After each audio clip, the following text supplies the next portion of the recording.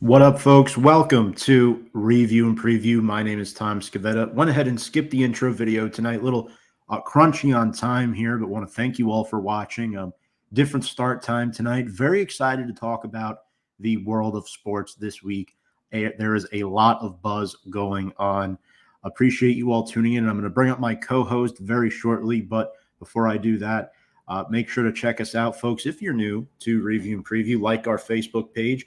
Please also follow us on Instagram, Twitter, TikTok, and YouTube at Review and Preview Sports. We love all our fans. And if you have any comments throughout the course of the show tonight, feel free to drop them in the comment section below. We will get back to you as soon as we can. And if you could just leave a like on this Facebook video, if you can, it helps with the algorithm, helps us get shown out to more people. So enough of me yapping. Let's get to the meat of our show and bring up my co-host, good buddy, and our guest of the evening, Daniel Bakley, D-Bake, a Philly fan, sports fanatic. D-Bake, how are you? Thanks for hopping on. I think you're muted. Sorry about Sort that. that out. You're good now. Perfect. I'm doing good right now. Better than, of course, the football team here as of late. But other than that, no complaints. Awesome. Thank you so much for joining me here tonight. And, I brought you on because obviously not just the Eagles, but I wanted to talk to you about a former Philly as well, who is likely before your time, way before my time, way before both of our times, is Pete Rose, sadly passing away at the age of 83 years old. Now, D-Bake, I want to ask you, did you ever get to watch any highlights of Pete Rose growing up as a kid? I know he was a Philly at one point. Was he talked about ever? And just your overall thoughts on the baseball player, Pete Rose. Yeah, I've been able to catch like a couple of highlights and whatnot over here. Like sometimes I'll put him on the Comcast Sportsnet, and they do a lot of talking about him here. And this is just one of the best hitters of all time in baseball. It's something that you can't just wash away. This guy, no matter what, like you think of Tony Gwynn, you think of Pete Rose, guys that just, if they don't have power, they're definitely going to put the ball in play, get on base, and help the team win. And that's a big thing too with him was he was a winner, not just in Philly, but also in Cincinnati.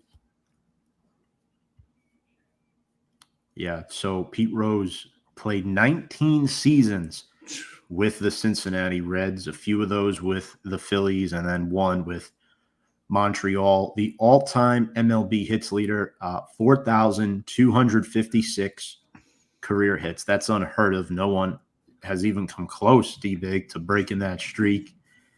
Played until he was 45 years old. 45.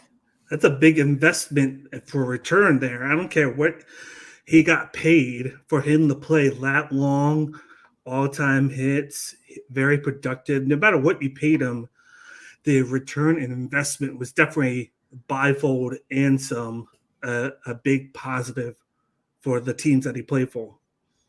Absolutely. And a 17-time All-Star, 3-time World Series champ, won the World Series MVP back in 1975, folks.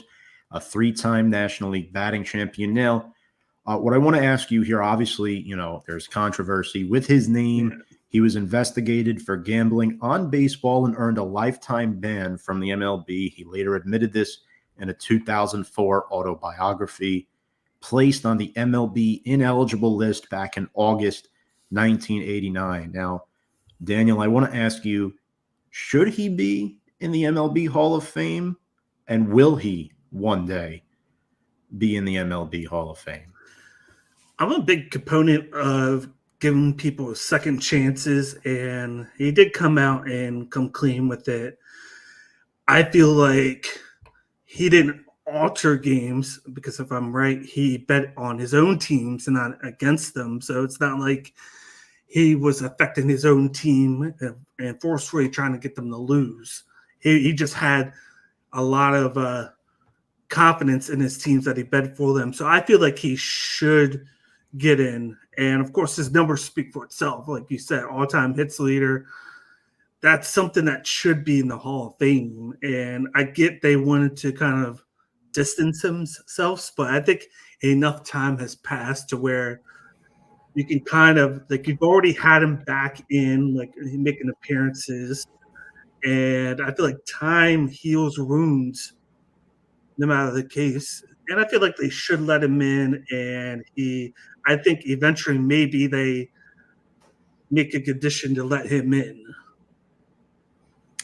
You would hope. And obviously, he previously stated when being interviewed, if you're not going to put me in while I'm alive, then don't put me in when I'm not. So I don't know if you have any thoughts on that. Personally, I think he deserves to be in the Hall of Yeah. Fame. I think it's a shame on the MLB. I think guys have done much worse than that, and they're in the Hall. So it's sort of contradictory. And obviously, the MLB, Daniel, there's been a lot of questionable decisions that have been made over the last several years. I mean, they've really been conservative with who is going in the Hall of Fame. I think there was one year where it was Scott Rowland and just Scott Rowland. So I don't know, man. I mean, I guess what are your final thoughts on this whole thing, and if they should, or his previous statement that he made that he doesn't want to be in when he's not alive? I'm pretty sure a couple of years ago there was a year where just Derek Jeter went in, I believe it was, at that time. So I definitely agree with you on the fact that with how they had the basis of the qualifications to get in, they try and make it harder so not just everybody gets in. But I get what he's saying because he wanted to be able to enjoy the fact of making it into the Hall of Fame, and if there's a chance that he makes it afterwards, because of course of his passing, he won't get to. And I feel like that would be an easy out for baseball to be like, okay, he's not around now, we can put him in now. And I don't blame him for feeling that way. So I guess my final thoughts on this, D-Bake, is yeah. So if I was the MLB, I would put him in, but I would also like talk to his family about it and see what his family would want for him before the MLB makes a decision. Personally, I think he should be in the Hall of Fame, but if his family comes out and says, don't put him in at this point, then I think if you're the MLB, you have to listen to that and not put him in. Yeah, I definitely agree with that. So, yeah, folks, that's our quick little segment there on Pete Rose. I know this is typically a football show, but just wanted to throw that in there. Definitely a monumental player. I know a couple people that were asking that I mention this tonight. So if you couldn't catch it live, make sure you catch it on the replay. And D-Bake, let's swing into college football. I know you're a big Florida Gators fan. Rough start to the season for you guys, but overall, I believe we're entering week 6 now, if I'm not mistaken. Yes, week 6. Week 6, which is crazy. I know the CFB regular season is a little longer now, but talk to me, D-Bake. What caught your eye in week 5? Obviously, there were a couple upsets. There were some big games, rankings moving around a little bit. We have a new number 1 this week as well in Alabama. Just like you said, there was some nice upsets of our highly ranked teams to unranked teams. I'm liking the play of some of the lesser-known quarterbacks here. We're seeing some of the top-tier programs.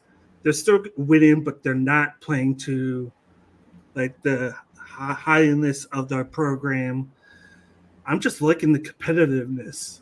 That's the big thing here. You're still seeing some of the big name schools winning by a lot of margin, but then you're seeing more competitive games, and that's what we want to see. We want to be able to watch the whole game and be captivated by the performances, and we're getting that here. And of course, we're going to talk about a couple of them in a few minutes, but I'm just enjoying the season so far. Yeah, it's been a great season. Obviously, the Power 4 now is the big thing, and I think this past week we saw it. SEC had a couple insane games. Kentucky upsetting Ole Miss 20-17. The Rebels could not run the football too well at all, and the Wildcats lived with giving up all these yards to Trey Harris, right, who's the leading receiver in the nation through 5 weeks, had Yeah. 11 catches for 176 yards and a touchdown. They lived with that, and they focused on stopping the run. And do you agree that's big reason why UK won this game? Because obviously Brock Vandegrift is, he's battle tested. He was Carson Beck's former backup at Georgia. I see that, and then I see just creating havoc at the line of scrimmage. They didn't give Ole Miss any time of day back there. Like, of course, Dart is a great quarterback prospect. He throws very well, but I felt like he only had 1 to 2 seconds before he had to get the ball out because of the pressure. So he didn't really get to look at it, the right reads, and he had to force the ball down when he needed to.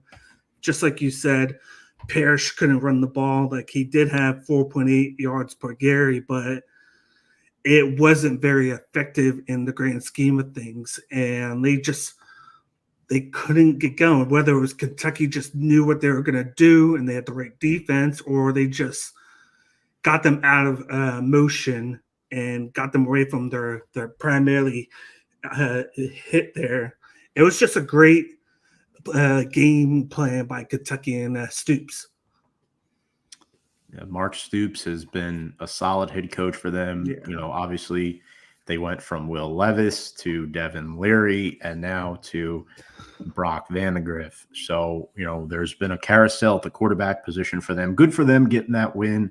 They deserve it, especially coming up short. 1 point loss to Georgia a couple weeks back. And about Penn State surviving Illinois 21-7. The Nittany Lions dominated the line of scrimmage. They rushed for 239 yards and 3 scores, just outrushing the Illini 239-34. D-Big, I don't know about you, man. I do my college show with Andy Hopper and Brian McCardle. Yeah. All 3 of us hammered Illinois money line this week, and boy, were we wrong. Were you in the same boat there, or were you expecting it to go Penn State's way from the get-go? Before I do that, I want to just give props to Kentucky on the gutsy 4th and 7 call at the end of the game. Instead of trying to go for a shorter and then just slowly going down, they took a big chance at a long bomb, and it connected, and that's what set up the game winner for Kentucky. So I just wanted to give them props there on the game call there. But I was on the flip side. I was 50-50 with this game because both teams can run the ball well.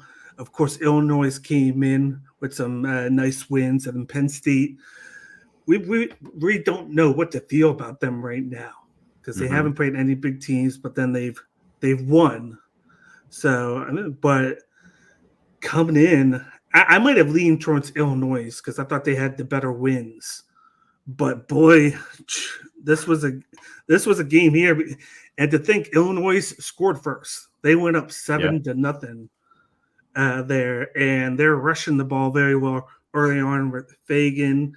He did only finish with 13 for 64, but I felt like the game was kind of won later on because Penn State kind of limited the amount of plays that Illinois was able to get. Of course, it also helps when you're controlling the time of possession. He had 34 rushes for 200 yards between Allen and Singleton with 2 touchdowns. Aller was more of just the game manager this game. This whole game was all about who was going to control the time and run the ball, and it went to Penn State, and they used that home field advantage to their advantage.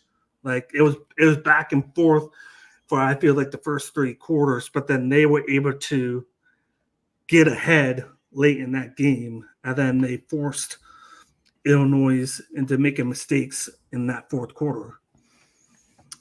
How about you, man? But Nick Singleton is the bread and butter of that offense. I'm not super high on Drew Aller. Maybe you are, being in the Philly area. I know Penn State is ways away from Philly, but yeah. To me, it just seems like they're more of an old school run it up the gut type of team and play defense. I mean, look, they sacked Luke Altmaier 7 times, and they held Pat Bryant just to 2 catches the entire game. And I know you've been watching Pat Bryant a little bit here and there.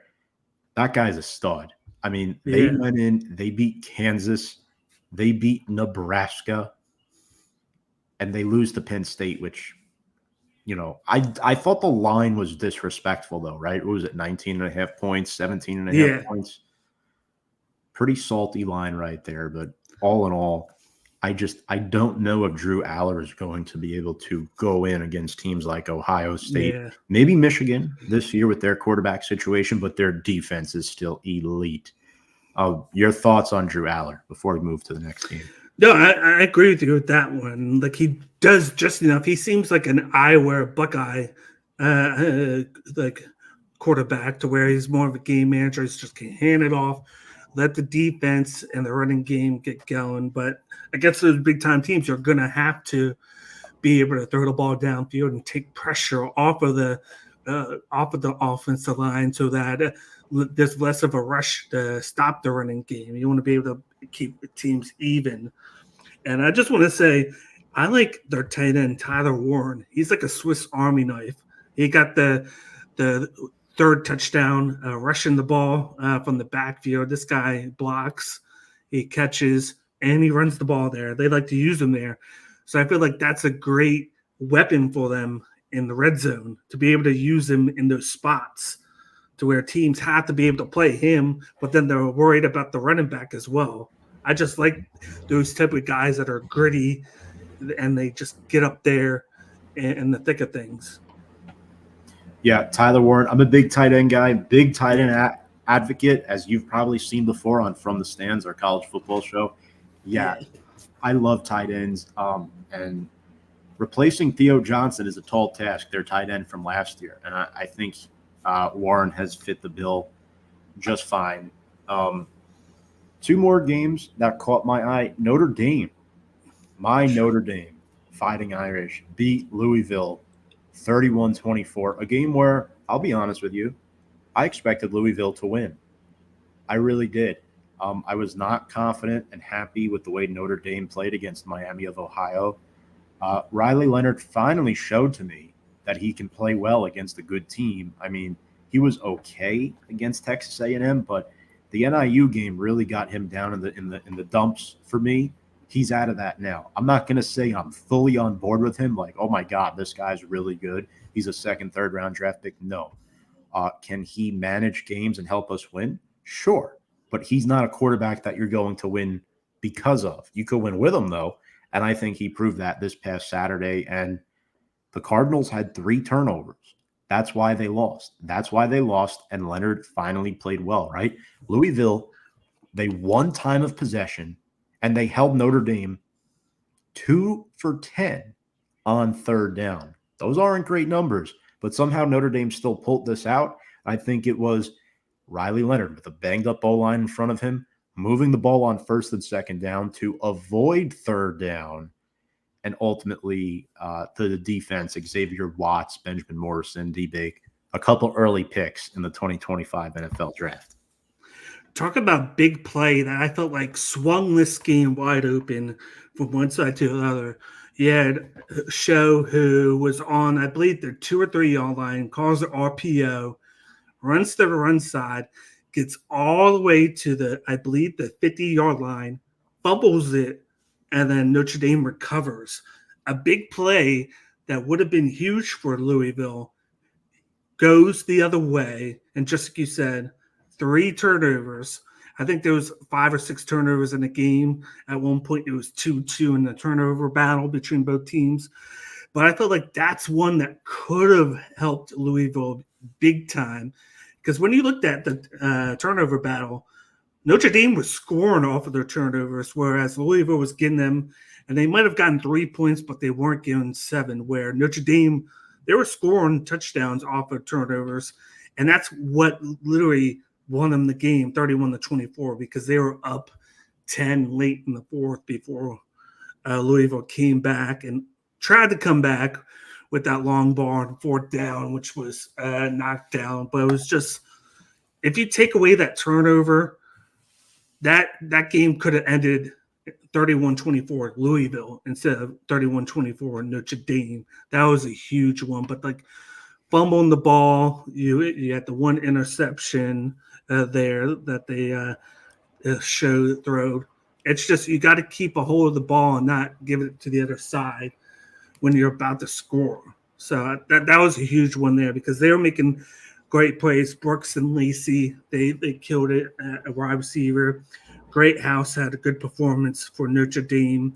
Notre Dame was able to collectively, they were able to run the ball pretty well between all four guys there. Same with Louisville. It came down to the turnover battle. That's what it was. Both teams were able to effectively run offense, but when you have one more turnover than the other team, it's going to give that team the extra chance to go ahead, and that's what happened. Yeah, and I think Notre Dame, too, going forward now, you got teams like Stanford, Georgia Tech on the schedule, Navy. Navy's looked really good this year. So they're in a decent spot right now to run the table, but that NIU loss still hangs with you really, really bad. It's really tough, man, especially after NIU lost to Buffalo. Yeah. I get it. Like, I think what saves us is a 12-team playoff, but D-Bake, if I'm on the committee, I don't know about you, I'm not putting Notre Dame in the playoff after losing to NIU. I mean, would you even give them the 12 seed if they go 11-1 with their one loss being to NIU? What's always going to hurt them, I feel like, is being independent. Because when you could get to the end and then if say they had one loss and you could play that conference championship, which guarantees you basically a lock to be in the playoff, and then you win that game, that will erase any bit of losing a game like that. Like, even though you only had one loss, it was a big one loss to, at the time, unranked Northern Illinois team. But because they're independent, they basically have to win those games that they need to win. And then now puts more pressure on them the rest of the season to win against like teams like you got USC the last game of the season. They almost have to win that game to kind of balance things out because USC is going to be there more than likely at the end of the season, depending on how they finish. You got Florida State. Like, they thought that was going to be a good game for their strength of schedule. It's not now. So it's like there's less chances for them to ride off of those huge strength of schedule games. And they should be 5-0 if they don't make as many mistakes. And then you wouldn't be thinking about that. They'd probably still be top 10 now. But they're 16 now. They have that one loss. There's still a chance, though. Like, with it being early in the season, a lot of shakeups could benefit them at the end. But they need to almost win out to feel comfortable about making it. Do you think they will? If they go and just had that one loss, I think they do. I think it's hard to go against a team with only one loss, no matter the schedule there, especially if they only lose one. That means they would beat USC at the end of the schedule. So I would have them in. Right. I think, again, you have to beat USC, Georgia Tech pretty convincingly. Yeah. Stanford as well. And then, again, Florida State, which was supposed to be a not-so-easy game, should is the key word, an easier game now. Yeah. I'm not going to call it easy when Coach Norvell is there, but DJ Uiagalelei is just a terrible, terrible Division I college quarterback who probably should be not in the NFL next year, even as a backup or a third string. He is horrendous, man. Talk about a player right there. Last year, Oregon State made him look good. I don't know what they were able to do with him that Florida State or Clemson couldn't do, but they were able to win regardless of how he played. And it probably had something to do with Martinez in the backfield, which he's playing great for Miami or Florida right now. But then between that and the coaching, it's just crazy. Let's put this into perspective.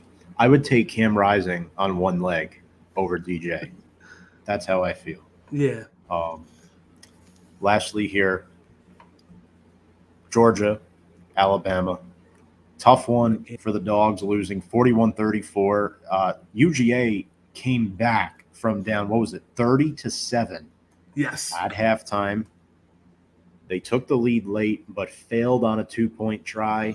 Jalen Milroe and company drives back down the field with Jam Miller, Ryan Williams and company. Milroe had 5 total touchdowns, 117 yards on the ground, 3 passing, 2 rushing. Carson Beck committed 4 turnovers.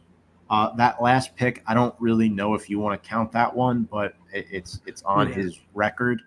The numbers don't lie. There were 4 Carson Beck turnovers in this game, but he still played well. Like, they almost won the game with Carson Beck having a horrendous first half, horrendous first 3 quarters, if we're being honest. Yeah. And the big thing in this game was the way that Bama started the game off. They were just firing on all cylinders. Felt like they came in with a lot of momentum. You had Nick Saban, who was there for College Game Day, and then he was up there in the booth watching the game there. This was a huge one for DeBauer to try and get that big win to solidify that he is there, and he should have gotten the job. But man, what a tale of 2 halves. Yeah, that's what it was. I give Georgia all the credit for fighting back. Carson Beck, like you said, 3 turnovers. This guy, he could have just put his head held high, said, "I'm on the next week. We got 1 loss, but with our schedule being so tough, we can still do this on 1 loss and make the playoffs and make the SEC championship game." But he wanted that win. He wanted to fight back. He threw the ball well up until the last turnover. But they fought back. That defense came in strong the second half, caused Alabama to not score like they did in the first half. I think Alabama might have had only 7 or 14 points the rest of the way with that big long ball to Williams, which he miraculously caught, turned around, and then went the other way to avoid a couple of tackles for the touchdown. But I was scared. That Bama was going to blow that. But Bama came in. Jalen Milroe, he's a guy that when he started to be quarterback there, I was skeptical on him, even last year. But towards the end, the last half of last year, after getting benched, he comes back in, plays well, and then now onto this season, he's playing even better. He just keeps improving his stock week in and week out, and being able to beat Georgia twice in 2 years is a huge deal for any quarterback, and let alone a guy from Alabama, where I believe they were the 3-point underdog going into the game, and I felt like they had a chance, but I was still going with Georgia just because of Georgia's success. But they had the game plan, and they just attacked the secondary, and they run the ball pretty effectively for what they did. It scares me that they slowed down in the second half. I don't know if they took the foot off the pedal and then just kind of coasted the rest of the way, because you can't do that against a team like Georgia, and that allowed them to get in there. But DeBauer's there to stay now. That was a huge early win for him to get under his belt, to be like, I'm the guy that I can take the pressure of being taken over after Saban and still lead this team to the playoffs. Yeah, he did a good job. I thought both coaches coached well. Look, it all comes down to this. UGA had 0 sacks. They committed 4 turnovers and were just 3 of 15 on third down. It was definitely troublesome. Yeah, it was a rough game. It was a really, really rough game. But all in all, I don't think this is going to hurt Georgia much. They dropped to 4 on the rankings for the season. Yeah. Bama moves up to number 1. So they essentially flip-flopped, if I'm not mistaken. And yeah, I'm not really too concerned either way. I know Georgia does have to play Texas. I think Bama might as well. But the SEC, we all know at the end of the season, especially after Ole Miss has lost to Kentucky. The top 3 teams are going to be Alabama, Texas, and Georgia. There's no other way around it. I don't see anybody else coming close in that category. There's a huge gap between the mid-tier teams in the SEC and the top-tier teams in the SEC. Yeah. And I'll be honest with you, the mid-tier teams in the SEC can beat up on Big 12 opponents and Big 10 opponents. Like that's just how it is.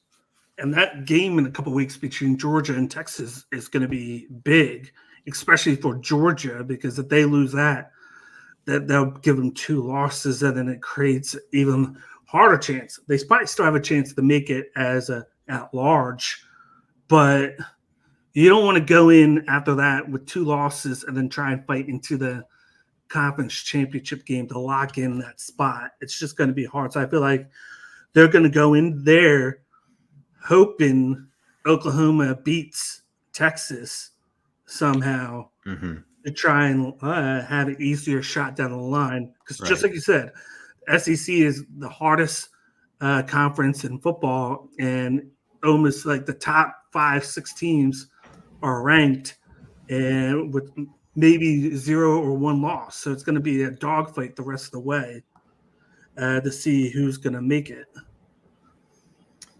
Absolutely. And Brian McCardle's comment, shout out Brian McCardle. Make sure to go check us out at From the Stand Sports. We do our recordings usually Thursday evenings, have them up by Friday. Brian is a awesome producer and host of the show From the Stands. Says, got to show some love for Ryan Williams as well, freshman receiver. Some crazy catches for the kid who isn't even old enough to buy a pack of smokes or vape yet. D-Bake, did you know Ryan Williams is just 17 years old? He will not turn 18 until February 9th. That's crazy. And to think on top of that, they're bringing in one of the top wide receiver recruits next year to pair with them. He's actually a local kid from my area that plays for Millville. And to think, if they're scary this year, wait until next year when they have not 1 but 2 18-year-old wide receivers that can blow the top off of a defense. But this kid is just special. And if this is how he is now, I can't wait to see him in 2 years when he's getting ready to come out and see how much more that he can improve. He was born in 2007. 2007. Jeez. Wow. Oldies up in here. So let's get to the games. There's 6 games this week. We're going to go over first UCLA, which is 1-3 on the season thus far, taking on number 9 Penn State, 4-0 on the year. 27.5 points. D-Bake, that seems a bit too rich for the Nittany Lions. They're not a team that I think is going to blow the top off an opposing defense, even if it's a former Pac-12 team. Yeah, that's a little too high for me. But then I see UCLA led by Deshaun Foster. They're really having a lot of trouble throwing the ball downfield. They primarily rely on the rushing attack here, which they're not doing as well. They're one of the teams that really struggle to score points. And I feel like just because of that, I feel like Penn State's going to have a lot of chances to score points. So I feel like it's doable. I feel like they could cover the 27.5, but I feel like it's only going to be because UCLA goes 4 and out a lot. Because I don't see them sustaining a lot, running the ball enough to create chances in the red zone. It's just that they're struggling on all aspects of offense right now. Yeah, they're like a lower tier, like Iowa, like I said. And when you give the opposition more chances to score, which is a Chip Kelly type situation, ironically, they're going to be able to. So I think Penn State does cover here. Yeah, I'm going to say 3 touchdowns. I'm going to be a little more pedestrian in my answer, only because, like I said before, I think Penn State is not going to run up the score on them. I think they're going to run the football a lot with Nick Singleton and Katron Allen. And if Ethan Garber is throwing picks like he's been doing the first 4 games of the season, that kid's getting benched before halftime. 6 interceptions already. They're coming off 3 straight brutal losses to Indiana, LSU, and Oregon. Again, all good, respectable football programs, especially the latter 2 in LSU and Oregon. Top 10 teams every year in and year out. But, man, yeah, I don't know, man. I mean, who's going to block Abdul Carter, right? Who is going to – Penn State's winning this by 3 touchdowns. I think it's safe to say. Yeah. Next up, SEC matchup, Missouri, number 11, undefeated, although they've had a couple close calls over the last couple of weeks, heads to Kyle Field to take on number 24, Texas A&M, 2-point favorites for the Aggies. They have not lost since week 1 to my Fighting Irish of Notre Dame. They have looked pretty serviceable since, despite losing Connor Wegman, the big Marcel Reed, I think his name is, has done a decent job. He hasn't turned the ball over. The Aggies pull off the upset here at Kyle Field, or do Brady Cook and the Tigers somehow roll in there and find a way to survive and get to 5-0? This is a tough one because they definitely had the team to do it. Just like you said, big thing with Reed is not turning the ball over, just going down the field. He's not doing anything extra special. They're just scoring, holding on to the ball, and then hoping that that's just enough to win. On the other side, you got Cook, you got Nate Noel, who is just running the rock very well. After the first 2 weeks, where I think he had 10 and 12 rushing attempts, the last 2 weeks he's averaging over 21 rushing attempts for 100 and I think 65 yards on average. And they had a weird stat with him against Vanderbilt. He had 24 for 189, averaged 8.3 yards a carry, but didn't have a touchdown. And they still won the game against Vanderbilt. But the huge disadvantage here that could go against them is their kicker. Blake Craig missed 3 field goals there before making the last one to win the game here. That could be a huge difference in a game like this where it's tied late or you're down by 3 and you need the kicker to tie it up or go ahead, and you got to have the reliance on him. So I'd be interested to see on 4th down in those situations if they go for it on 4th down, or if they keep that confidence in the kicker to keep putting him out there, because they're so used to the last 4 years having a clutch kicker and Mavis, who was able to kick 60-yard field goals for him as soon as last year, where he had that game winner there. So it's been a big difference for them. I'm still favoring Missouri because I feel like the bounce on offense is going to be a big deal.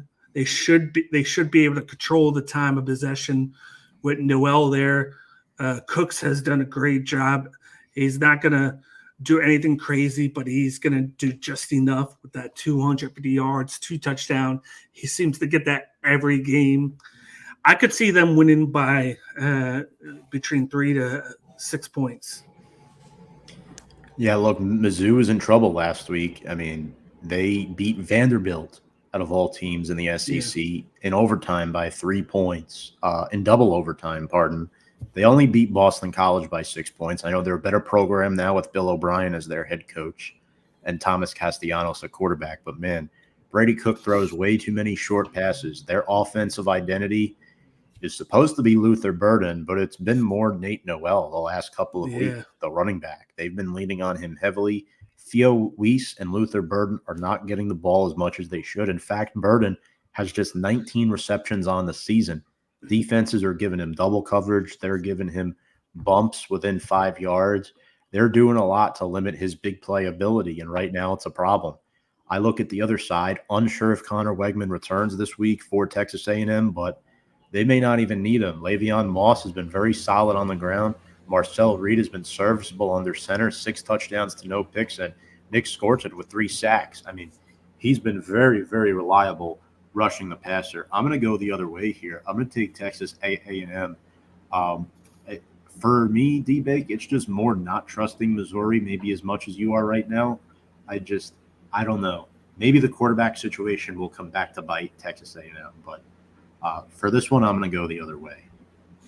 I think the turnover battle is going to be the key to this game, just like I said, with the kicker situation. So Missouri better hope that doesn't kill them in this game, because Texas A&M will take advantage of those. Right. Whereas Vanderbilt, which I give Vanderbilt credit, they have vastly improved that program over the last year in the games that they've been in, which is great to see. But there's a difference between playing them and not letting those miscues hurt you compared to a team like Texas A&M who will capitalize on them. That's another good point. But let's get to our next game now. We have a lot to go through tonight. Iowa 3-1 at number 3 Ohio State 4-0, 20.5-point favorites, both coming off dominant wins in the Big Ten. Iowa, tough loss to Iowa State. That was a very, very close game. Yeah. But I don't know, D-Bake. Ohio State looks like the real deal this year. And they're doing it not flashy either, because you're still getting War Howard. He's making mistakes throwing the ball. And the running game, they've been going back and forth between both running backs, but they seem to just still get it done. They got the receiving, the big play receivers. Their defense has played well. And they're going up against a team where McNamara is struggling to throw above 3-digit passing yards. In the win against Minnesota, he went 11 for 19 for only 62 yards, 3.3 yards attempt. But on the flip side, they ran the ball almost 40 times for almost 270 yards, 21 for 206 and 3 for Caleb Johnson. You got Patterson, who had 18 for 66. They're going to run heavy and then go try and not make mistakes throwing the ball and then play good defense. I think they learned something from that game, Iowa State game, and they said, we're not going to try and turn the ball over, throwing the ball like that, and we're going to limit the mistakes that McNamara is going to make. But you're playing a team like Ohio State, you're going to have to win the time of possession battle. You're going to have to score, and you're going to have to stop them. But it's going to be a tough task against Ohio State. Ohio State's always going to score. They're going to play great defense. I could see Iowa covering the spread here just because of them run the ball. They're going to keep the time of possession tight. But I still expect Ohio State to win by like 17 points. Yeah, I'm also going to roll with the Buckeyes here. Look, it all comes down to me, the weapons on offense. They are just too extreme. Quinshon Judkins and Travion Henderson combined for 9 total touchdowns on the ground. And Jeremiah Smith has been an awesome star in the making this season. 5 touchdown receptions. Complementing him is Emeka Egbuka, who's been there for a long time now. Yeah. And, Will Howard under center, the Kansas State transfer. He looked really, really solid. He doesn't make many mistakes. He makes smart decisions under center. And I like how he gets the ball out quick to his receivers, and he doesn't just look off one read, too, like some other quarterbacks in the Big Ten do. When I look at them defensively, too, Denzel Burke is a really good press man corner. And then JT, the edge rusher, 2.5 sacks on the season. Yeah, I really like Ohio State here. Moving in to the mid-afternoon game, SEC matchup, South Carolina hosting Ole Miss. D-Bake, just a 9-point line. South Carolina is a team that barely survived Old Dominion in week 1. Ole Miss coming off a very disappointing loss to UK. However, the Rebels quarterback Jackson Dart leads the nation with over 1,800 passing yards, 13 touchdowns to 2 interceptions, and they also have the nation's leading receiver in Trey Harris, over 800 receiving yards already with 5 total touchdowns. Do they get back on track this week?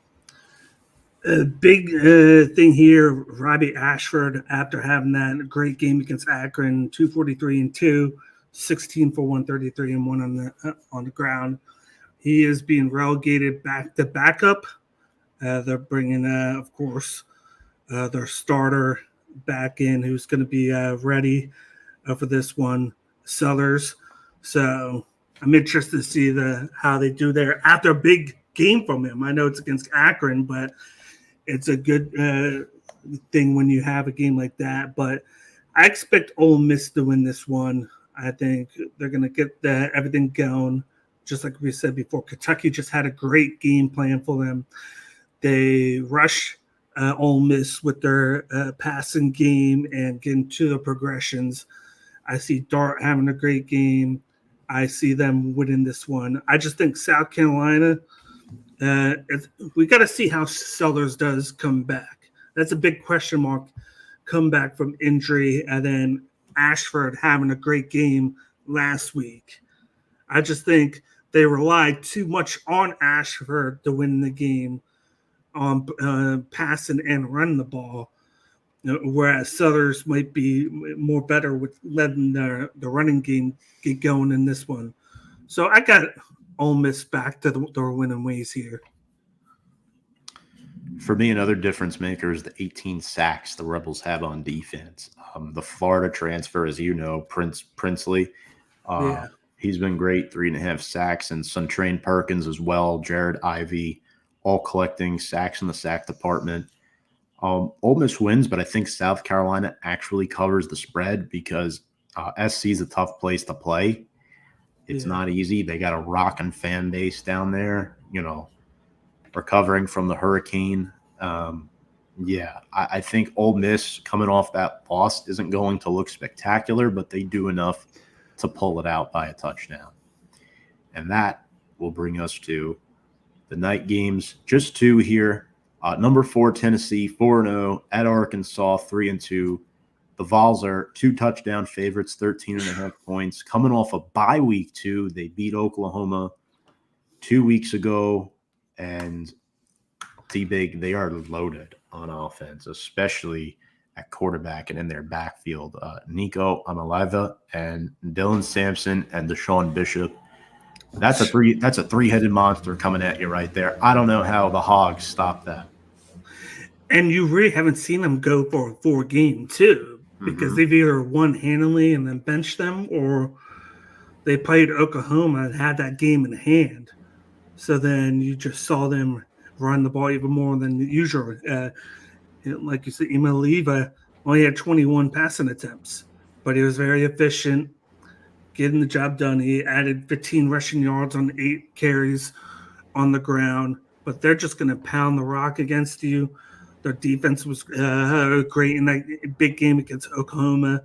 Oklahoma had to bench Arnold for Hawkins in that game. Hawkins wound up doing better late in that game for them, but it was just a matter of Tennessee just is getting the job done. And against a team like Arkansas, who have been hot and cold, they played Texas A&M well, but Green makes a lot of mistakes, I feel like, in the turnover battle, and they don't run the ball as essentially well as they should. So this is a game where I could see it getting out of hand, and I personally think Tennessee gets it done by more than 13.5. I think it could be in the 20s, just because I don't trust the Arkansas defense with how they've done, and Tennessee scores a lot of points, and they do it on the ground. Yeah, not only that, I don't trust the coaching. Sam Pittman's seat is definitely getting warm. I'm not going to say it's hot yet, but it's warm. Their quarterback turns the ball over a little bit too much. He's very inaccurate, Taylor Green is. The Hogs are coming off a 21-17 loss at home to Texas A&M. Did not look too great in that game. Defensively, Landon Jackson needs to get to the quarterback along with that front, and TJ Metcalf will have his hands full with Deontay Thompson, who has just 7 catches on the season, but 242 receiving yards and 3 scores.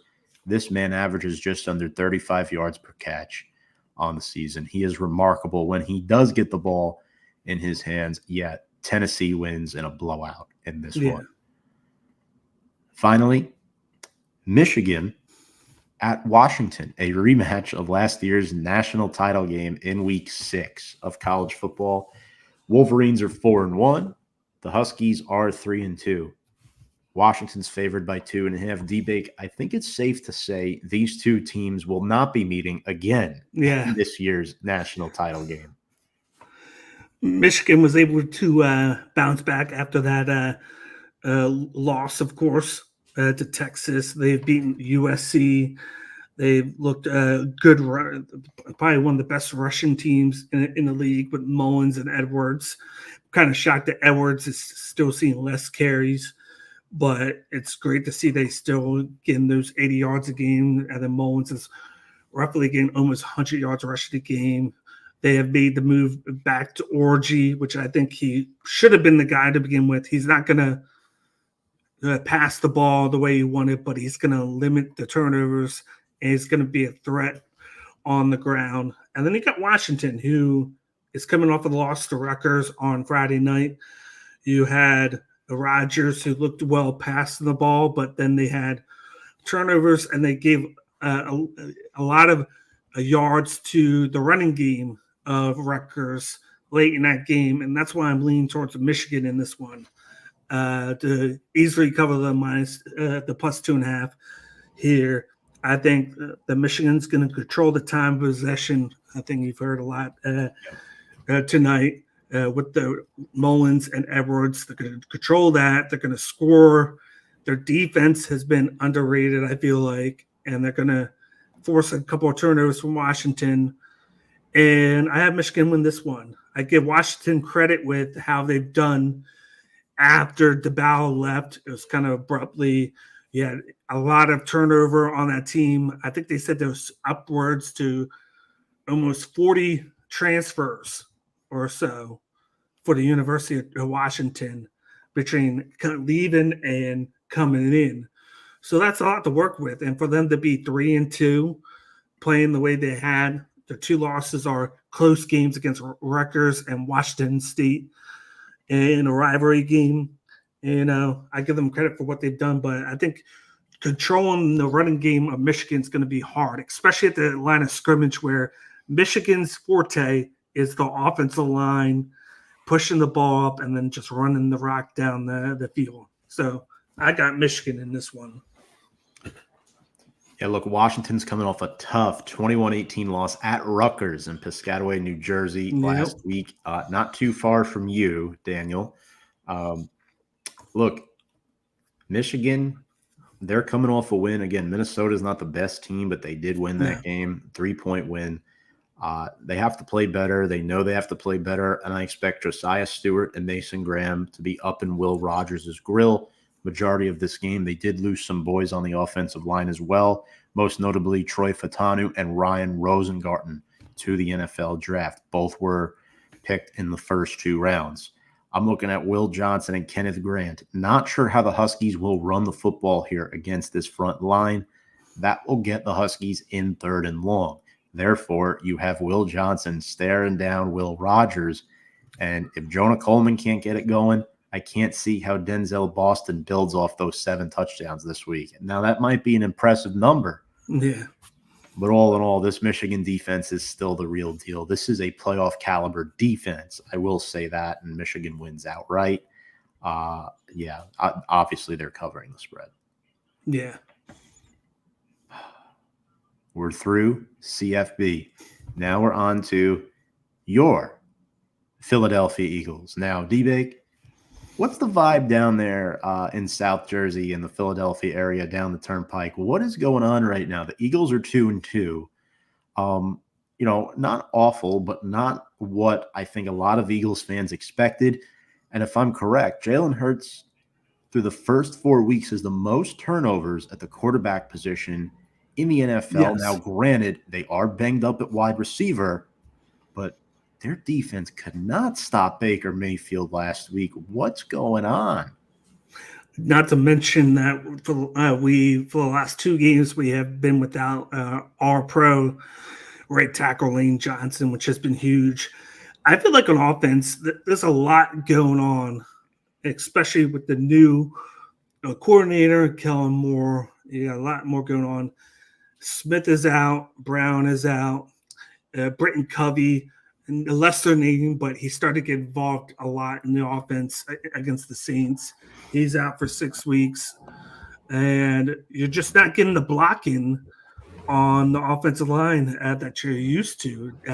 Dickerson, I've been seeing reports of Dickerson struggling at the guard position, getting blown in. And you saw on the one or two fumbles against Tampa Bay that he got outplayed, pushed aside, and that forced Hurts to move to the right side away from his progression.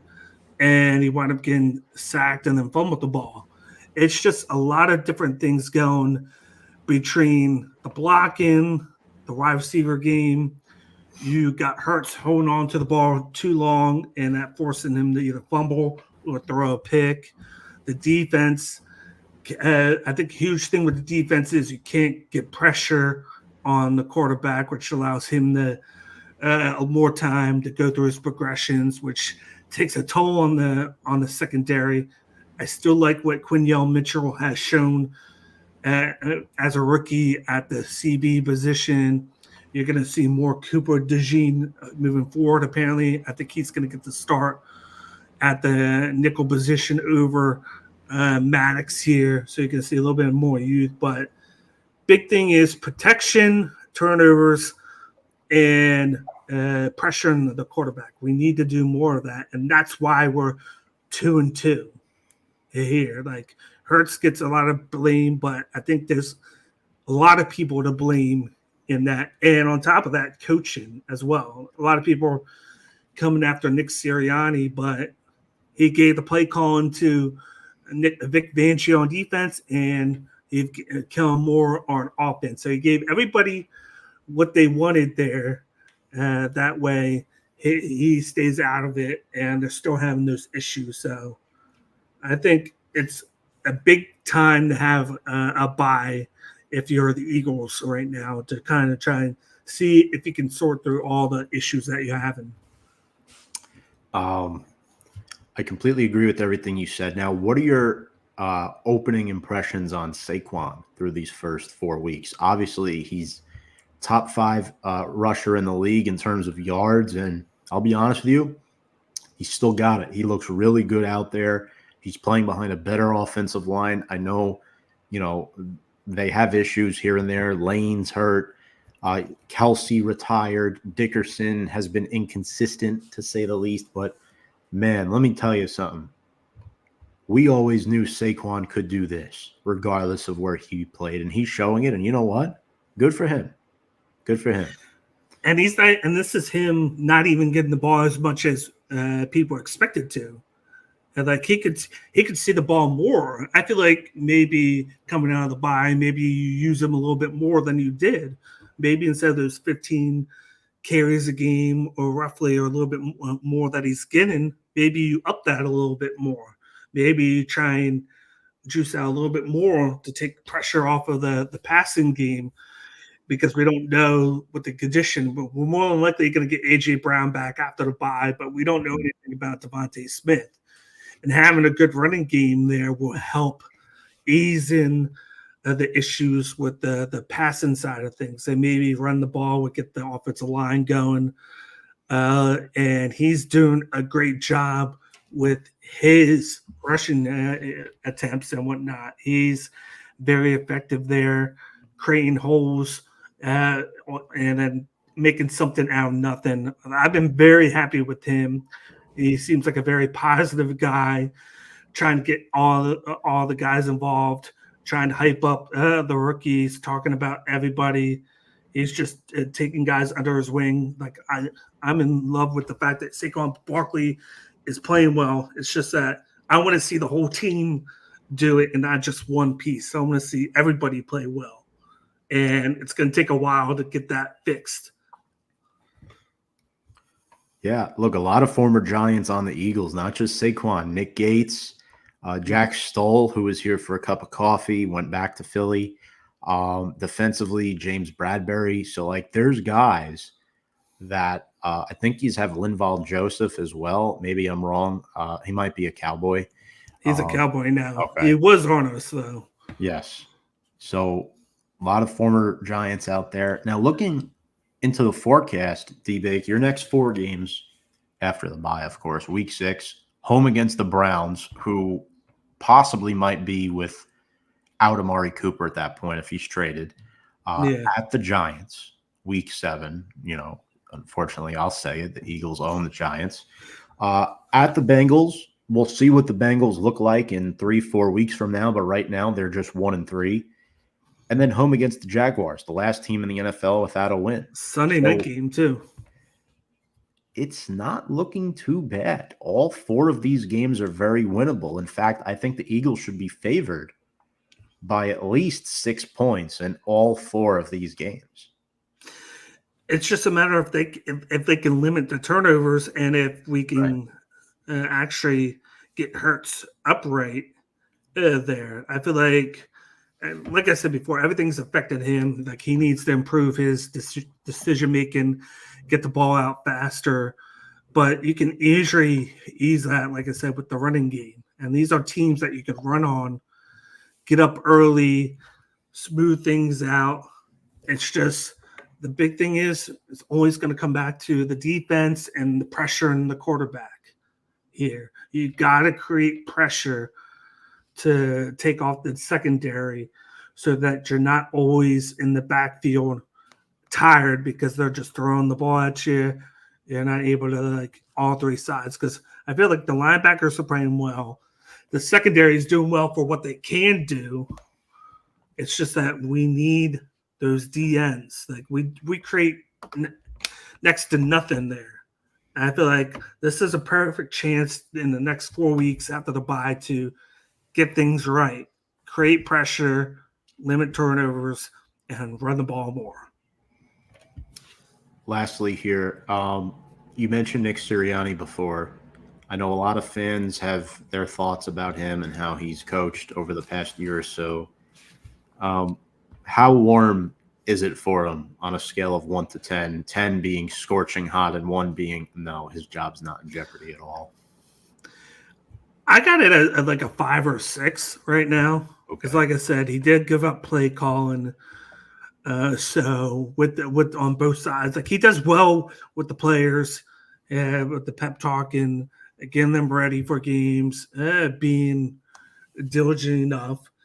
It's going to come down to how well the team does. And no matter what you do, if you lose and you have a team like that, it's no matter if you delegate like he has, you're always going to have the hot seat. But I think these next 4 games are going to really determine how hot it gets. If it goes 3-1, I think it cools down and you're like, okay, it was a slow start, and then they use the bye to make things correct. But if he goes in and he goes 1-3 or 2-2 and they don't look good, then it might move up to 7 or 8 because these are 4 teams that you should be able to beat or compete against.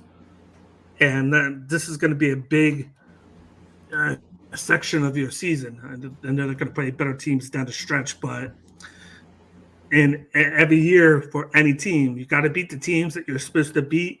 And then you got to try and compete against or beat the teams that are better than you to show that you're there for a reason. So it's going to be a huge month for the Eagles.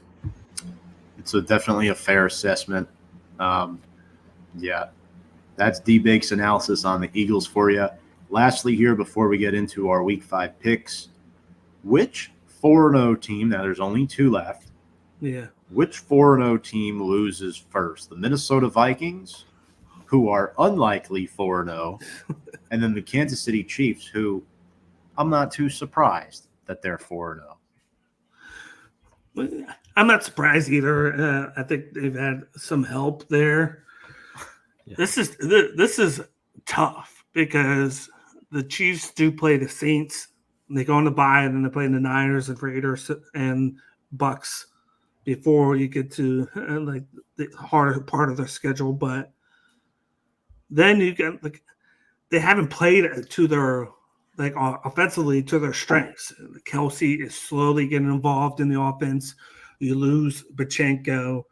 You've had Mahomes who hasn't played like Mahomes like. And they just lost Rasheed Rice. So if they lost, you wouldn't be shocked. But then you got Minnesota on the other hand, who lose McCarthy right away in training camp. They bring in Sam Darnold, and he's playing lights out for them. He's getting the ball to Jefferson, 11 touchdowns to 2 or 3 interceptions.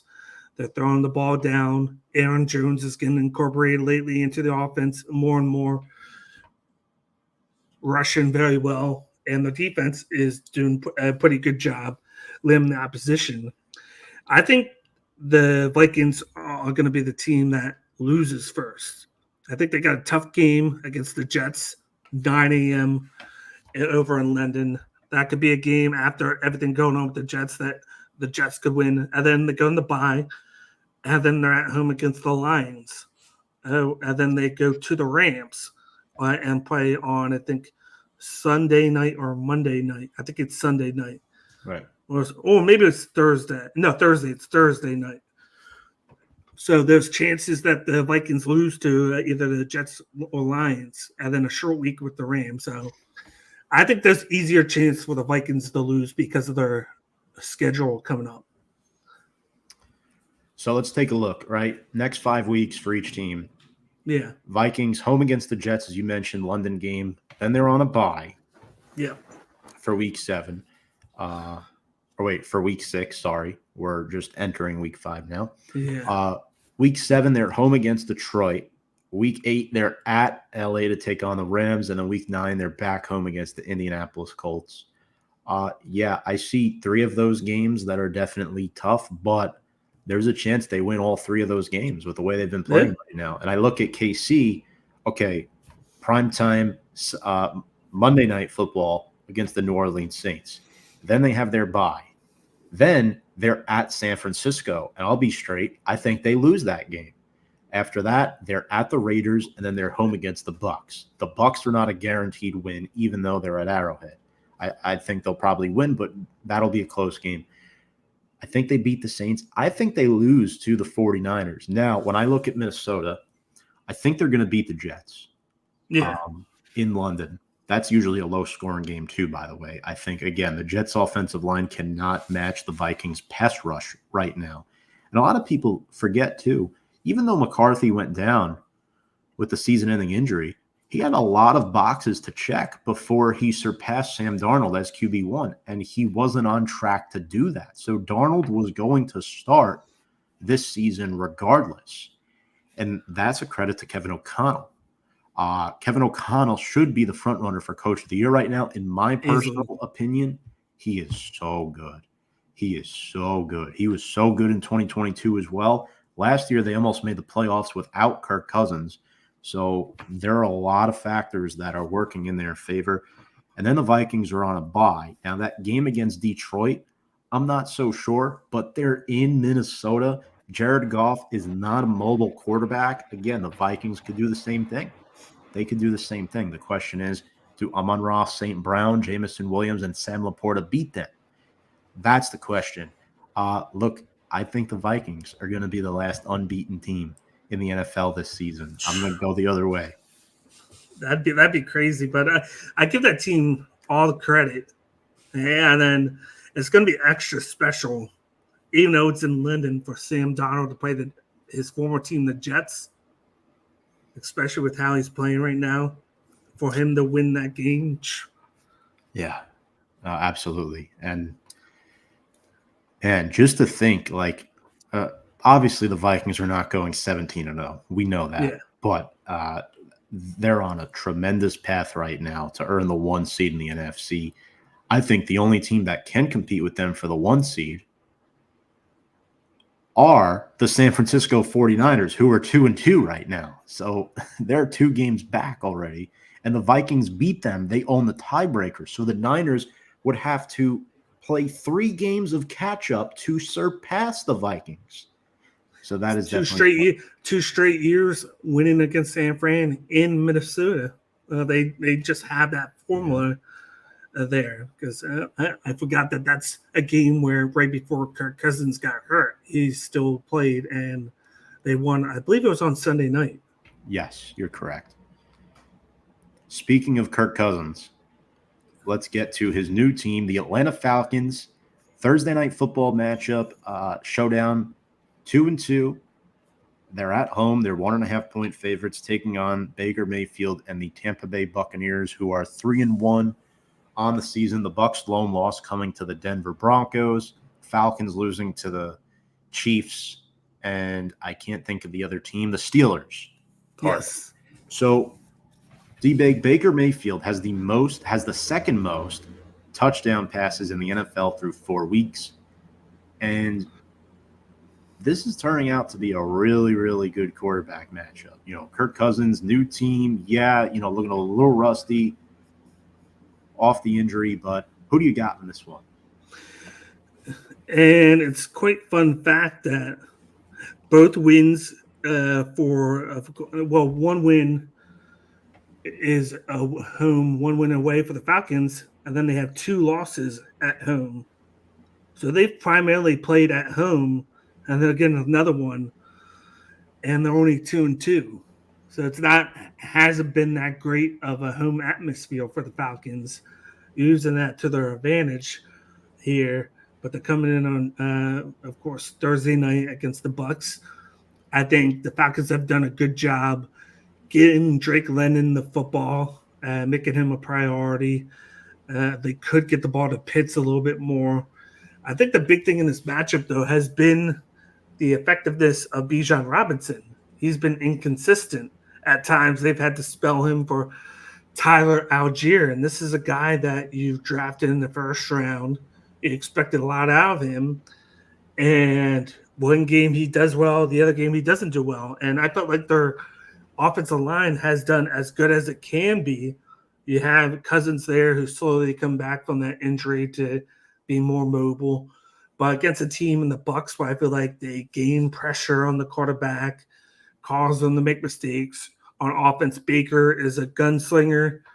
Mike Evans has looked good. Godwin was looking good. Kate Otten is getting more involved in the offense. I think one of the big positive of the team is rookie running back Bucky Irvin. Combine him with the pass catching abilities of Rashard White there. And the defense, they were without, of course, 2 of their big guys in the secondary, and they still did well attacking the offense and creating turnovers last week against the Eagles. I'm going to give the edge here to the Bucs, even coming in on the road. That -1.5, of course, it's a pick 'em, but I feel like I've liked more of what I've seen from the Bucs consistently than I had the Falcons, because we don't know how Bijan's going to do, especially since he's a guy who needs to see more of the ball, and they've been 50-50 between him and Algier. And I need to see more weapons step up for the Falcons. You need to see more Mooney.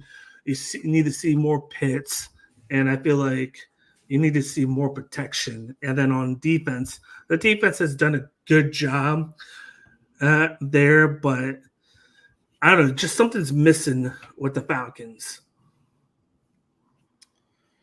So, yeah, so far this season, the Bucs have had 3 games at home, just 1 on the road. At home this year, Baker Mayfield has 7 of his 8 touchdown passes. Going into Atlanta, it's very difficult for me to see the Falcons losing their first 3 home games of the season. New quarterback, new head coach. Cousins has been sacked 6 times. For me, it's the question marks of Drew Dalman and Caleb McGarry. Obviously, they were hurt in the primetime game against the Chiefs. Drew Dalman was obviously placed on injured reserve. And that really sucks, a guy who hasn't missed much time in the past due to injury. Caleb McGarry limited in practice today. This is Tuesday, the day we're recording this show. So for me, it's going to come down to if McGarry can suit up and give Kirk Cousins time. Darnell Mooney's been really good. He has more receiving yards than Drake London thus far. For me personally, I have a feeling that the Falcons defense is going to come up and make a couple big plays in this game. They've invested a lot of money into their defense over the past couple off seasons, and having Justin Simmons and Jesse Bates back there, I think will help their case here. Yes, I do agree. Bucky Irving is starting to take over as the number one running back for Tampa Bay. I'm going to go with Atlanta in this one because I already picked them in my league there. So I'm going to go the other way. Next up, we started teasing this game before. The New York Jets, 9:30 a.m. start in London against the 4-0 Minnesota Vikings. Vikings are 2.5-point favorites. Sam Darnold revenge game. Who's winning this?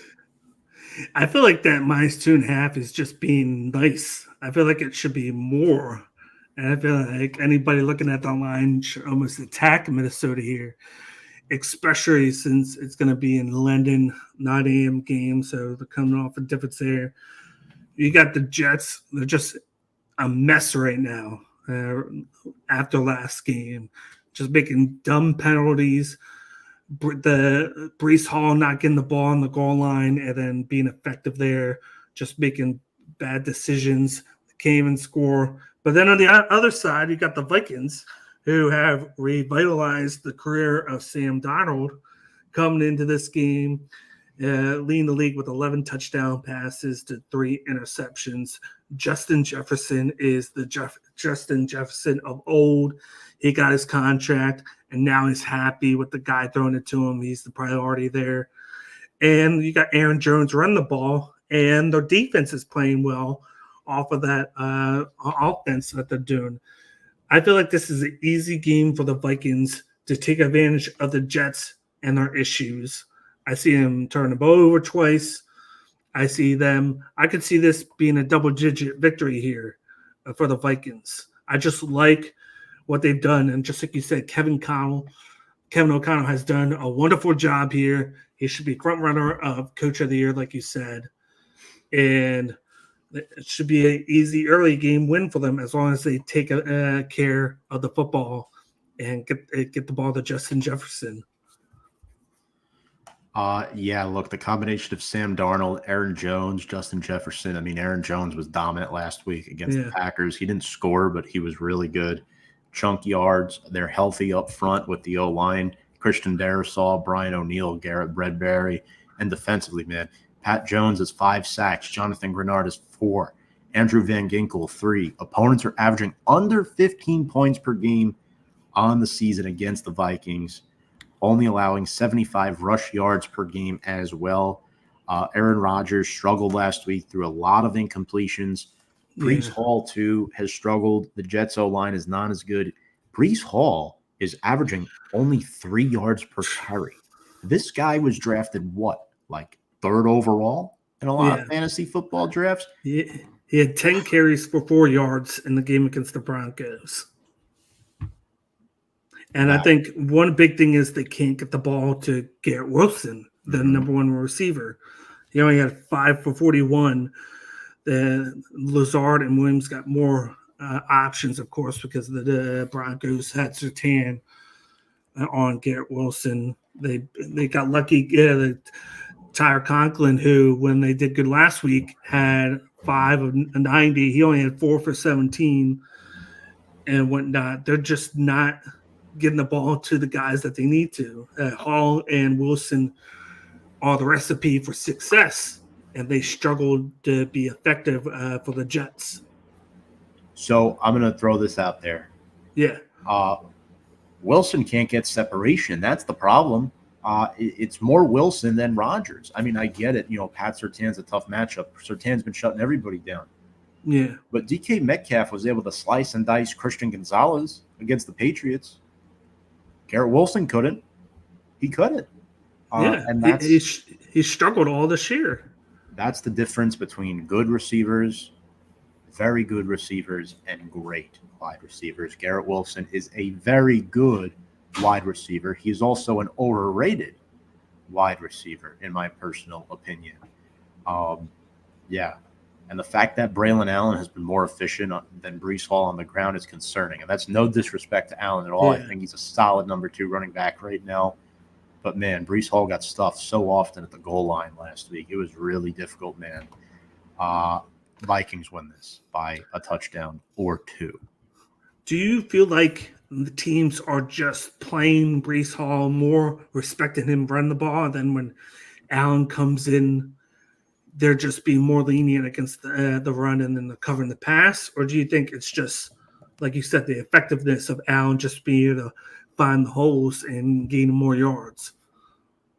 I mean, it's possible, right? I think teams are stacking the box a lot more. But, I mean, Saquon, for example, often faces 7, 8-man boxes, right? And he's still able to carve out yards. I think Breece Hall's a very good running back. However, you shouldn't be drafting him in the first round of your fantasy draft next year. I think if you took him top 5 overall, you're probably sitting there at 1-3, 0-4. There's no way that Breece Hall is going to come back from this right now. I mean, the Vikings were a very tough matchup for him, Dan, and I don't necessarily think it's entirely his fault. I think part of it, too, is the Jets' offensive line doesn't move people well, right? And I think playing with Aaron Rodgers, he's kind of taken a backseat, as where last year he was the focal point with Zach Wilson as his quarterback, right? That, I think, benefited him a lot. And I think teams are adjusting to knowing what Hall has done his first 2 years in the league. So I think that's a very fair question to ask. But moving on, we have the Ravens at the Bengals NFC North matchup. Expected better records from these two teams through the first 4 weeks, but here we are. Ravens 2.5-point favorites on the road in Cincinnati. Bengals 0-2 at home this season, and they beat the Panthers by just 10 points. Derrick Henry was phenomenal on Sunday Night Football. 87-yard rushing touchdown against the Buffalo Bills, and Lamar Jackson. First carry. Yes, first carry of the game. And Lamar Jackson is starting to get back to his form, get back to his groove a little bit. And for Joe Burrow, he's looked fine, but, I mean, what's been around him? You know, he was without T. Higgins the first couple weeks. He's getting pressured a lot. The defense is not playing well. And let's be real, guys. The Bengals' record is a bit deceiving, in my opinion. They lost their first 3 games by a combined 12 points. Who wins? A big thing, too, is the running game with Brown there and, of course, Zach Morris. Who's going to do what? It seems like they're just flipping a coin, and then whoever's being effective, they put in.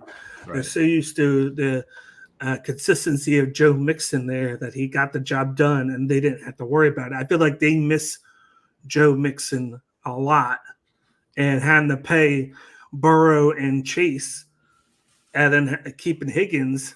Mixon was the odd man out there with that passing game, but I'm going to go with the Ravens here. I feel like let's not forget they started, I believe, 0-2 as well. So they start out, but since then they are 2-0. They've won the last 2 games. They've looked effective running the ball with Derrick Henry. Their defense has played great. I think that the pressure that they're containing on the quarterback, you saw it against Josh Allen. They just pressured him. He couldn't get the ball out late in that game, and it forced a lot of 3-and-outs. And then the Ravens would capitalize with the running game and then the play action, and they were just scoring on them and on all levels. I just like the Ravens here. You get the -2.5. I think that's kind of nice. I think with the rivalry of a division matchup, maybe makes for good. Joe Burrow is going to do a good game, but I feel like that Bengals defense has been a big weakness. You give up 24 points to the Carolina Panthers, who, granted, they played a lot better under Andy Dalton, but it made the game too close for what it should have been. And if they didn't stop Carolina on 4th and goal on the first series of the game, you could have had a different outcome. there. So I'm going to go with the Ravens. I like their trajectory right now with how they played the last two games compared to the first two. And we got to remember they were tiptoe away from almost tying that game against the Chiefs in the opening game of the season. That's a great analysis. And I do agree. I think the Ravens are a top 10 football team, even on a bad day. Yeah. Looking at that backfield, Lamar Jackson, Derrick Henry, and then Justice Hill last week proved to be a very solid pass catching back contributor. I will say, though, Isaiah Likely has not been consistently involved since week one. I think that was more matched up based why he broke out against Kansas City. And when I look at the Ravens defense, Kyle Van Noy has been phenomenal, racking up sacks. I think he has 6 of them at this point. And then Odafe Owe with 3.5. Ravens defense is just allowing 58 rushing yards per game. Joe Burrow, solid statistical season thus far. Chase Brown and Zach Moss, evenly matched backs. Neither of them are Joe Mixon, though. You hope Chase Brown takes that next step to be the lead back in this case. Having Jamar Chase, T. Higgins, Andre Yoshivas, I probably butchering his name, but he has 3 touchdown receptions so far on the season. I want Mike Gesicki to get more involved in this offense because I think the Bengals can be right there in this game. The Ravens, this is so tough, man, because something tells me the Bengals are going to BS their way to win this game.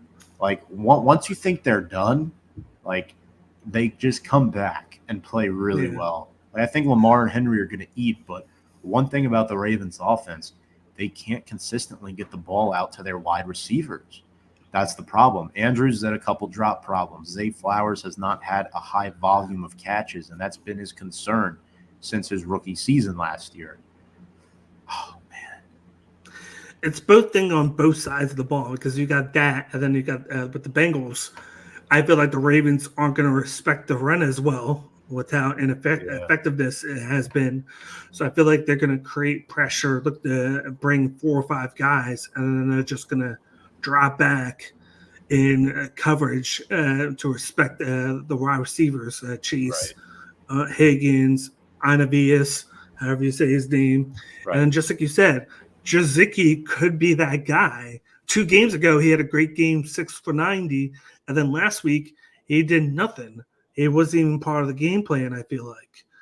So they have to be more consistent getting him involved and up the middle of the field because there's going to be holes, I feel like, to attack the Ravens there. And they've got to be able to hit that. And I could see a big game from Gesicki if they game plan for it because they could use Chase or Higgins as just a decoy to get that middle. Once you attack the middle, then you got to respect that a little bit, and it's going to create holes for your big name receivers to find lanes to catch the ball.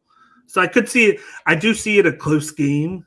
I do see it that it's just going to be a matter of can the Bengals game plan right for this compared to the Ravens guys. So I still see the Ravens run the ball on the Bengals.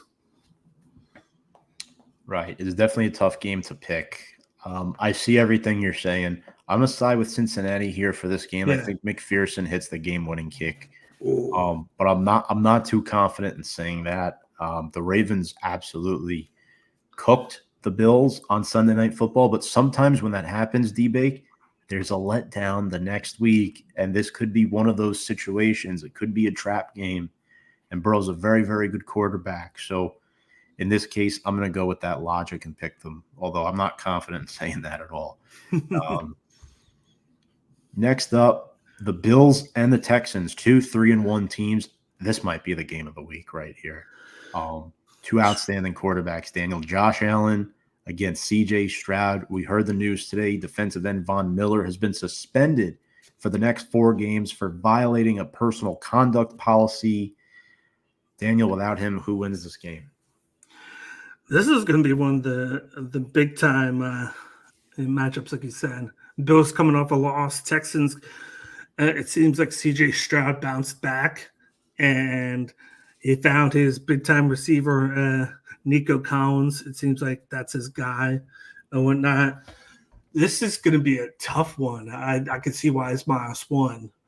I'm going to lean towards the Buffalo Bills here. I feel like they're going to try and get started going early. I think the big thing here is James Cook.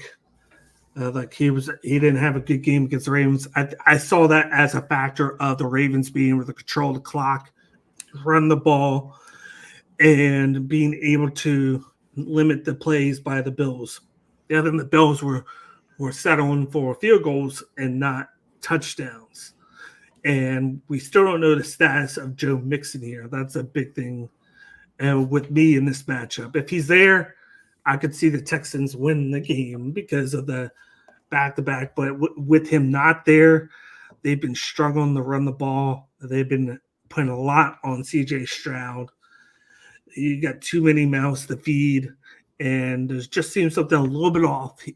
But it seems like they were able to correct it a little bit last game. It was too close of a game against the Jags, but they got the job done. I feel like the defense is going to be the Texans' downfall here.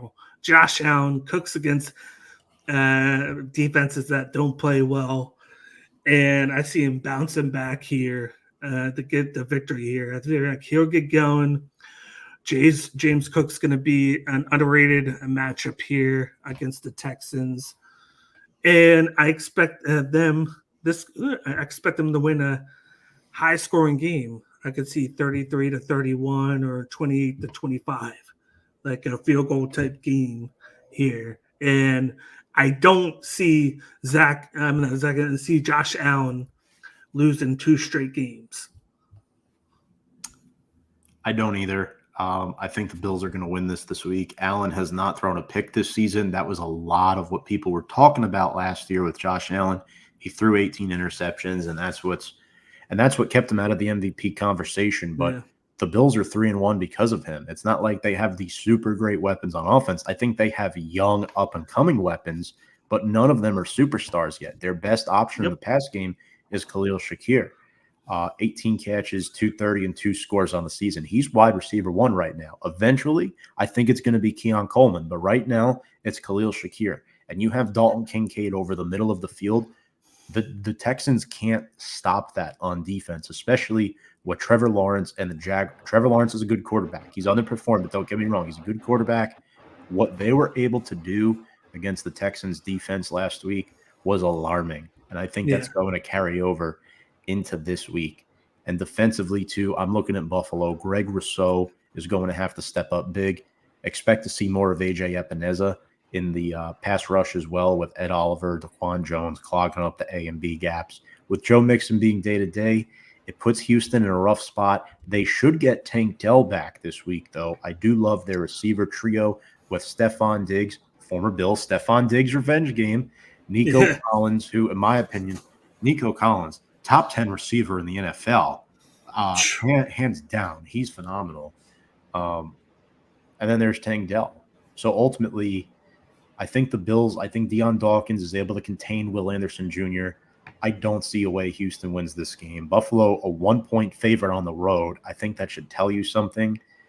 With the way the Bills have played, they're a top 5 NFL team right now. Houston is not, in my opinion. I think they're top 10, but they're not as good as the Bills at this time. And the biggest difference for me this season with the Bills, Joe Brady has full control now, a full offseason under his belt as the offensive coordinator, and it's letting Josh Allen roam free. The distractions are gone.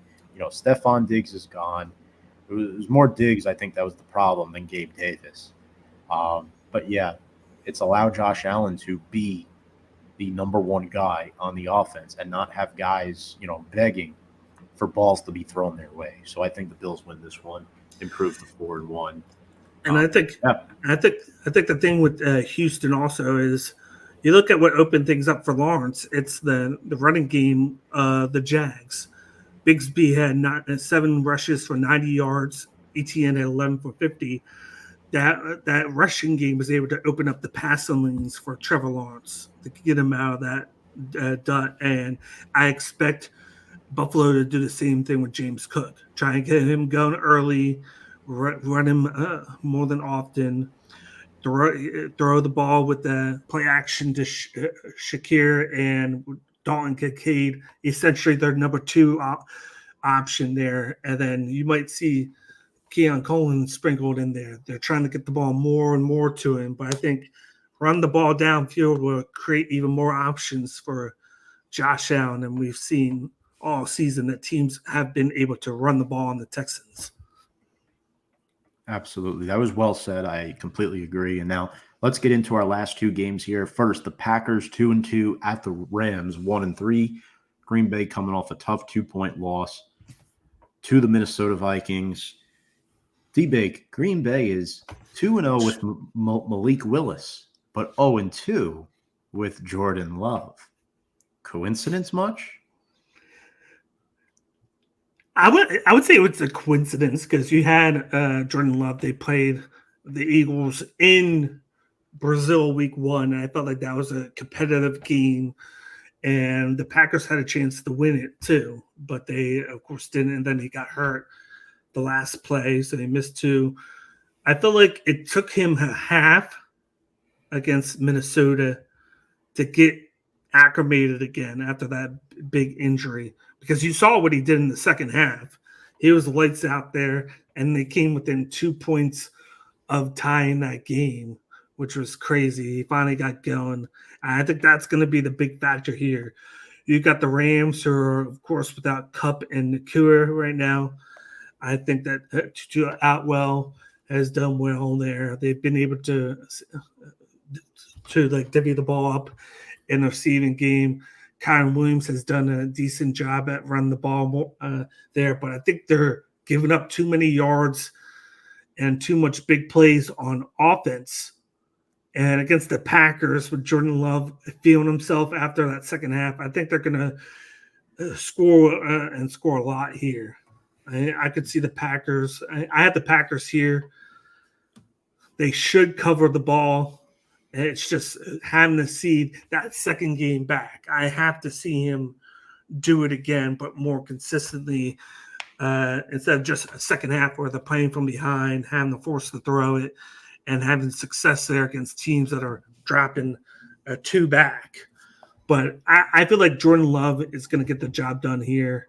I just think the Rams are missing those key weapons in the offense, and Nakua and, of course, Kupp.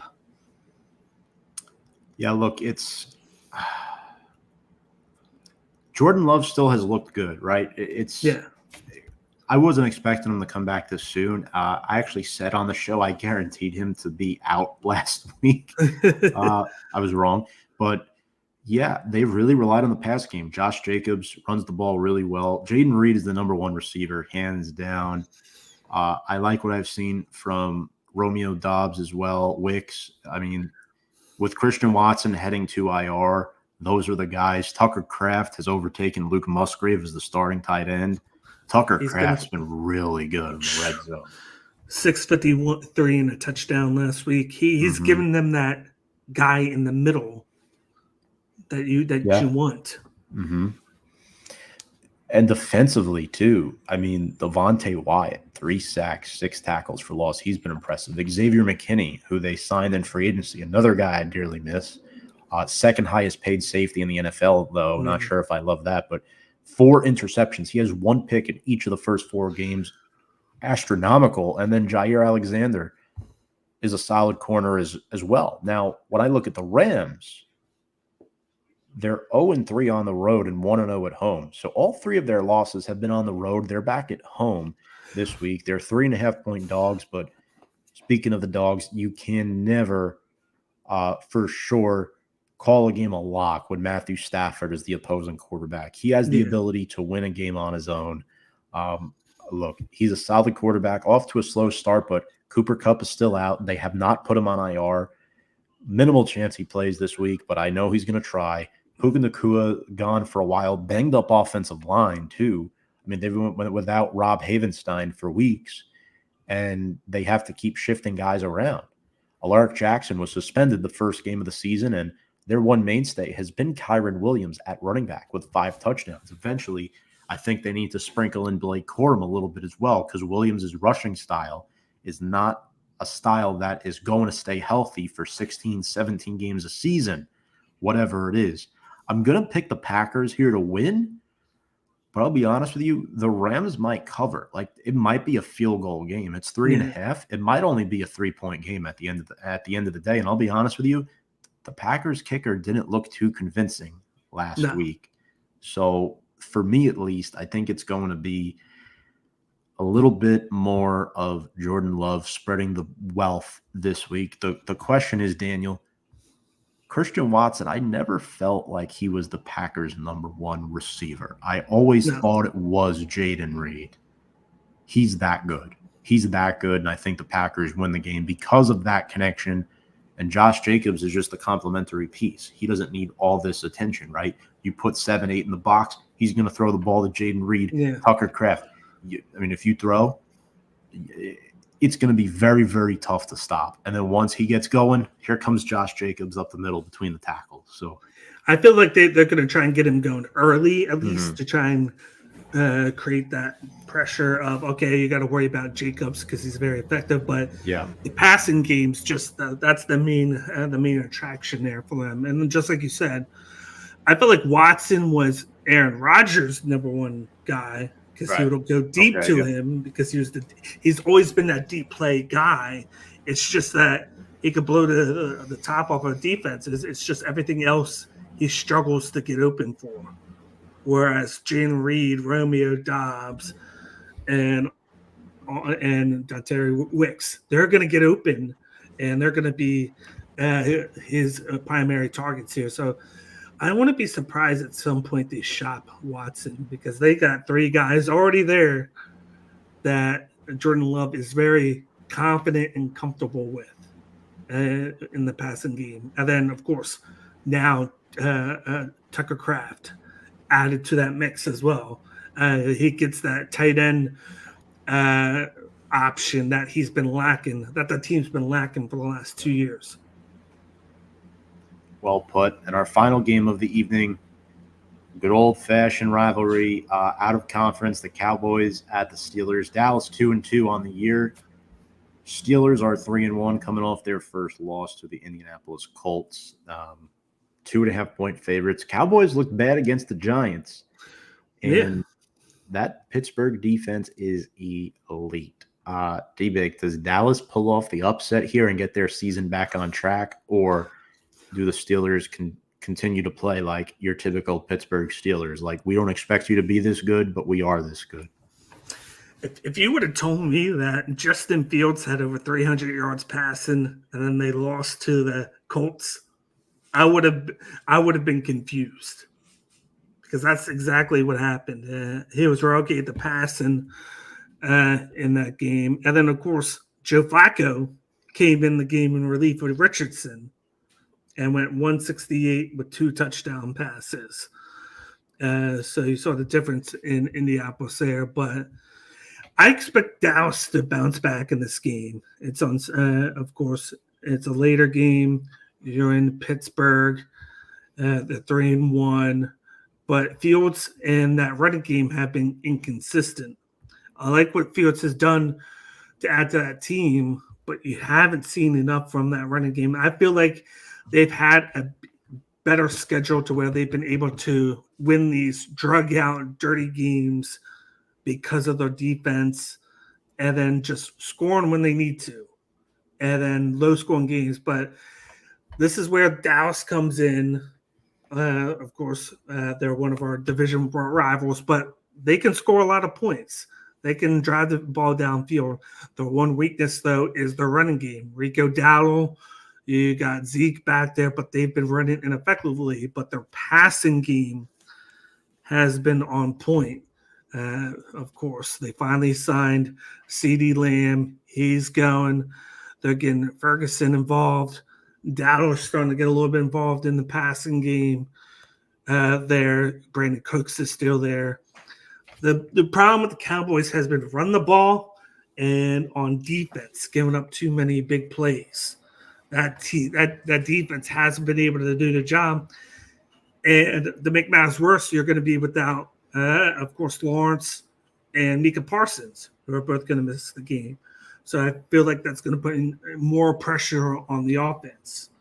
But I like the chances against the Steelers just because I feel like if you can make Fields throw the ball on you, you're going to have a better chance. And I feel like the Cowboys could stop the run because the inconsistency, and they're going to score points. So it's going to be a close game, but I'm going to go with the upset here with the Cowboys.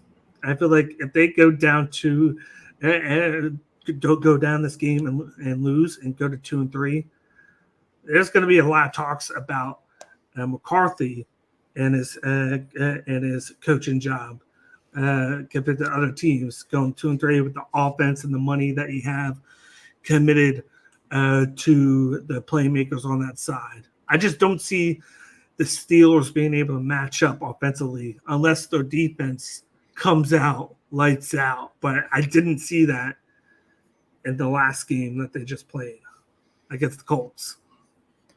Right. And to wrap this up here too, I mean, man, Micah Parsons doubtful. That's a problem. Steelers announced they're sticking with Justin Fields, even though Russell Wilson is close to full health. This is the problem for me. Dallas's run game is non-existent, right? They're all CeeDee Lamb, Jalen Tolbert, Brandon Cooks, Jake Ferguson. They're not running the ball efficiently at all to start the season, and they're not stopping the run. Last week they did against the Giants. They held Devin Singletary to just 24 yards rushing. But at the end of the day, D-Bake, I don't know how they can score points consistently against the Steelers' D. They only put up 20 against the Giants' defense. Look, Pittsburgh coming off a poor game against the Colts, but TJ Watt now, he's surpassed 100 career sacks. He's been a force back there for years. Cam Hayward up the middle. The addition of Patrick Queen has helped their case. And look, I mean, Cam Hayward, you got to double him at times. You got TJ Watt coming off one side, Alex Highsmith coming off the other. Watt against rookie starting left tackle Tyler Guyton. That's going to be a problem. Give me the Steelers by a field goal in this one. So I think if I do the math correctly, we went differently on 3 games. We went differently. You took Bucks, Vikings, Ravens, Bills, Packers, Cowboys. I took Falcons, Vikings, Bengals, Bills, Packers, Steelers. Yep. So, D-Bake, that's our show. Thank you very much for coming on tonight. You've been a blast and a pleasure to work with you again. And why don't you plug yourself, give the folks some info on where people can find you and your work. Obviously, Daniel Bakley is a big wrestling head. He goes to a lot of events, AEW, WWE, you name it, he's there. Where can they find your content? Yeah, you can find me. I got content for wrestling. You can find me on X and on IG at CageIQ. I usually do NXT watch-alongs with my co-host, the Redeemer Justin. I do content for New Japan with my co-host Ivan.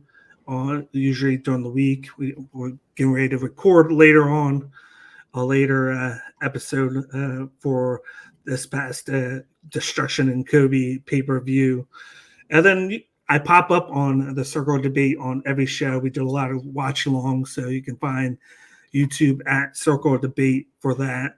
But then I also started Dan's Ringside Picks. It's a new project that I'm doing where I put out picks daily for all sports, soccer, football, baseball, basketball, and even UFC. So I just started that last week. I'm on X at D Ringside Picks, and I'm also on IG at Dan Ringside Picks. Awesome, Daniel. Thank you so much for plugging your stuff, and make sure to go check him out on all of those platforms. Folks, if you're new to Review and Preview, you can check us out on our ticker below, Review and Preview on Instagram, Twitter, YouTube, Facebook, TikTok, you name it, we're there at Review and Preview Sports. He's Daniel Bakley. I'm Tom Scavetta. We wish you a good night. Enjoy week 5. crazy. It's already week 5 of the NFL. We will see you all next time.